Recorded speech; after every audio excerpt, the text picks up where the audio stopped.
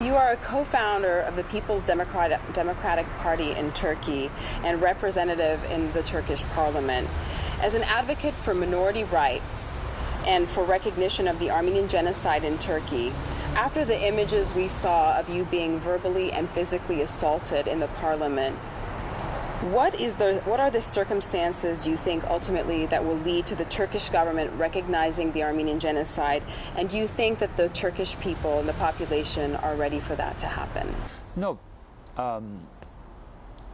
We just struggled for the genocide recognition in Turkey for years, after Hrant Dink, I can say, so many people were ready to hear about the Armenian story. And we were explaining them what happened without, of course, the genocide word. Because I think words are not important. Of course, so many people are calling that crime as genocide. We were telling that something bad has happened. And if you don't recognize it, that crimes are going to lead for new crimes, not only for the Armenians, against the Kurds, against the Alavis, against the conservatives as well. Because if a murderer kills people and he or she doesn't pay the price, he or she becomes a serial killer. It is all like this. 102 years ago, whatever we suffered, the Kurds are suffering the same thing nowadays. So they understood this. They were ready to say that something bad has happened. And we could say that crime's name is genocide. It was not a big issue afterwards. Several times on the media I told about it. Still I'm telling that but the name of that crime is genocide, the Armenian genocide. But in the parliament last year I used the word genocide and they just said you can't do it anymore. Unfortunately, when the democratization is over, it's not only against the Kurds. It is against all kind of demands, So this is a very dark winter for Turkey.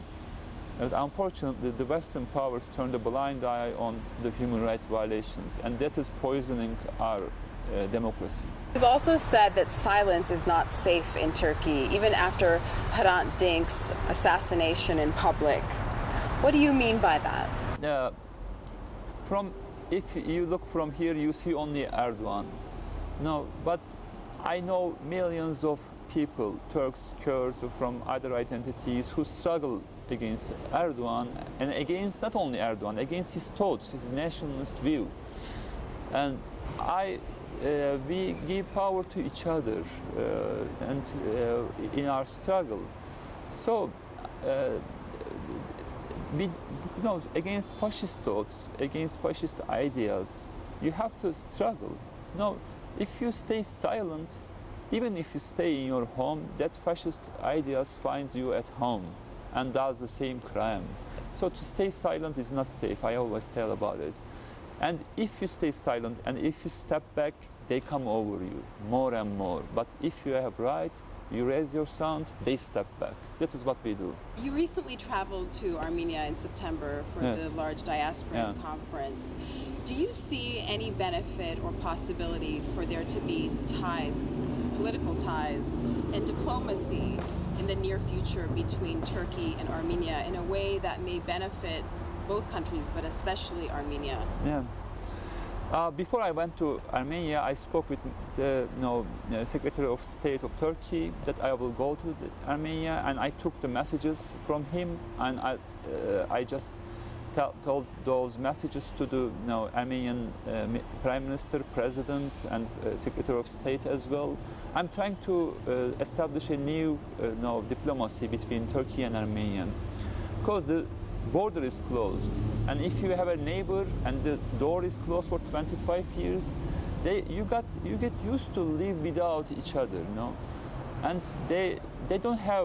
both countries don't have any leverage on each other, only shouting at each other and only using the Armenian word and the Turkish word as an enemy. If you don't touch each other, you have biased thoughts about each other, and it is a vicious circle.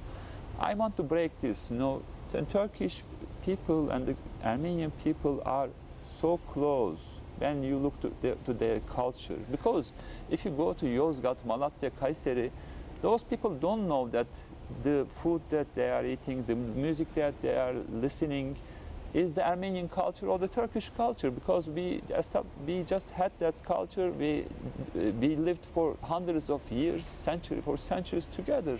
They don't know. But if I can make, if we can open the door, and if I can make people touch each other, they will see that they are so close, even closer than the Azerbaijan people. That is my goal. I will try to do my best about this diplomacy, because if we can't do it, the Turkish nationalists are going to use this card as an enemy. I want to take this card from those nationalist hands. In a long line of violations, including the attack on peaceful protesters in Washington, D.C. by Erdogan's security detail, and the recent arrest of a U.S. consulate employee that just shut down the visas between Turkey and the United States, what is the best course of action by the Western powers and the diaspora to keep Turkey accountable for human rights violations from genocide denial onwards? I know you talked about a blind eye, but are there specific actions that we can take to give you more support and hold Turkey accountable? My country suffered a coup attempt last year, and it's a huge trauma for the Turkish democracy. And unfortunately, President Erdogan saw this as a God's gift, and he told about this. This is a God's gift, and he is doing his the same operations against the opposition camp or media or the parliament. Unfortunately, this is a trauma, but we can't get over it. So, but as I said, the Western world turned a blind eye on the human rights violations, because they have biased thoughts against they think about in an Islamophobic way. But we need to find a way to engage, not only shout at each other. To shout at Erdogan doesn't work. I think try to engage with the Turkish people works. To speak with them, not only to Erdogan, shout at each other, because you think about it, Erdogan gave the order to his bodyguards to do that at the center of Washington. Think about it. What can he do in Ankara or Istanbul to us, to the opposition camp? But if you can influence the Turkish people, if you can speak with them, if you can engage with them, and ask for them to work in a democratic way, it will help us more, not only shout at the Turkish people, because the nationalists benefits from each other, the populist leaders benefits from each other if they shout at each other. What is it that keeps you passionate, humble, and always ready to fight for justice, even in the face of adversity and risk to your own life in the Turkish parliament? We have an open wound for 102 years, and we couldn't find the justice for that. And that unpunished crime is leading new crimes. I want to make this fascist idea live a defeat. If we can't make it, it will go on.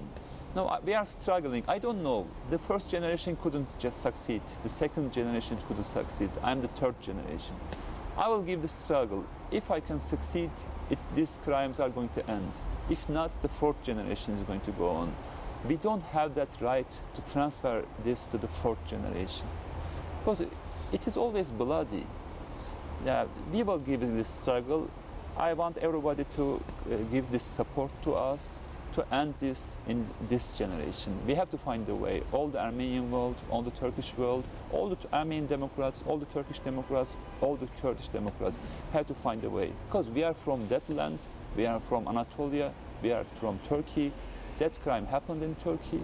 We have to solve this problem in Turkey. Thank you so much, Mr. Paylan. It has been an honor to meet with you today. You are an inspiration for Armenians all over the world and a beacon of hope for human rights. Thank you so much.